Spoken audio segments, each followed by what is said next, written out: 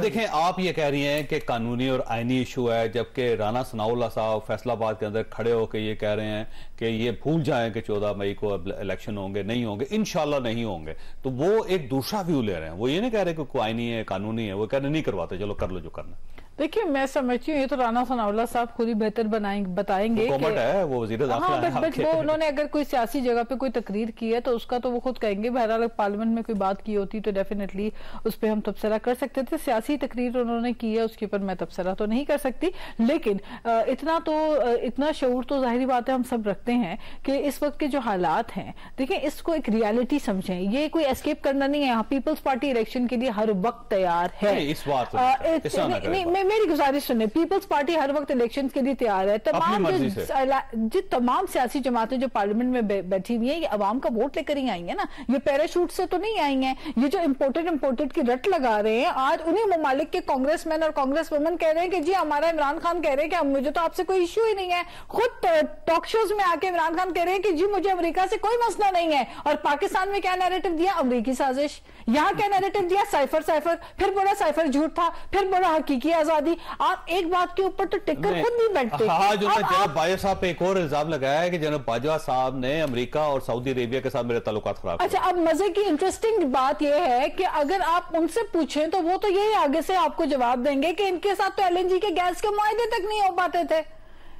इनसे आप हो गए हैं, मुआहदे नहीं हो पाते थे। आपकी पेट्रोल सस्ता हो गया, डॉलर सस्ता हो गया, महंगाई कम होगी मेरी बहन। आप मुतमईन पूछे, वो कैमरा में आपसे ये कहा, गुजारिश की थी आपसे। वैसे मुझे मैंने कौन सी गलत बात कर दी है? आवाम की बात करना गलत है, महंगाई की बात करना गलत है, पेट्रोल की महंगा करने की बात। मैंने कौन सा बुरा भला किया पीपल्स पार्टी को? सवाल मैंने आपसे पहले, इसीलिए मैं आपके साथ, कौन सी गलत बात मैंने की? इसीलिए मैं आपके साथ शोज में नहीं बैठती। आप एक तो बहुत चिल्लाते हैं सदाकत भाई, दूसरी बात यह कि आप अपनी बारी में भी बोलते हैं, अगले को भी बोलने नहीं देते। बात चलाने वाली है जी, महंगाई नहीं महंगाई। अब आप मुझे बताइए, 110 पे डॉलर इन मौसूफ को मिला था, 75 साल में डॉलर 110 पे था। और ये जो स्पीड लगाकर गए 200 पे जाके डॉलर को छोड़ के ये गए, 185 पे, 172 पे, लेकिन ओपन मार्केट में कहाँ मिल रहा है? 172 पे आज कहाँ है? आज तो 300 के करीब पहुंच गया। डॉलर पाकिस्तान से बाहर कैसे गया? सवाल इनसे पूछे। डॉलर पूछना चाहिए कहाँ चला गया डॉलर। जाहिर है हमें तो खाली खजाने मिले, हमें तो इनके होते हुए खाली खजाने मिले। हमें तो इनके होते हुए 50,000 अरब के कर्जा लाद कर ये पाकिस्तान पे गए, जिन्होंने कचकोल तोड़ा था। महंगाई 45% हुए IMF के साथ जो सख्त शर्त शराइत करके ये गए और जो सब्सिडी तेल की कीमतों में डाल के गए, वो बोझ अवाम के ऊपर दोबारा डाल के खुद भाग गए।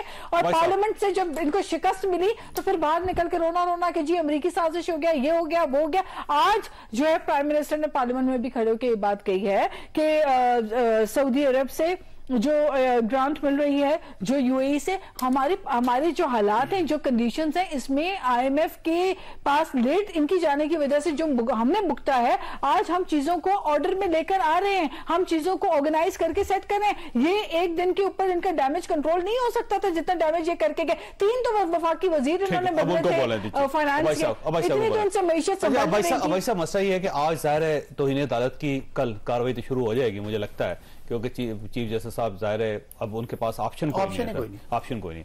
और अब उनके पास 2 ही ऑप्शन है, या तो पूरी पार्लियामेंट को बुलवा ले, कौमी असम्बली को बुलवा ले, या फिर वो 3 जो मेन वज़रा है उनमें इनके वज़ीर ख़जाना है और वज़ीर दाखिला हैं, फिर वज़ीर कानून है, 3 वज़रा को बुलवा लें, 7 वज़ीरों को बुलवा लें, उनके खिलाफ तौहीन अदालत की कार्रवाई स्टार्ट कर दें।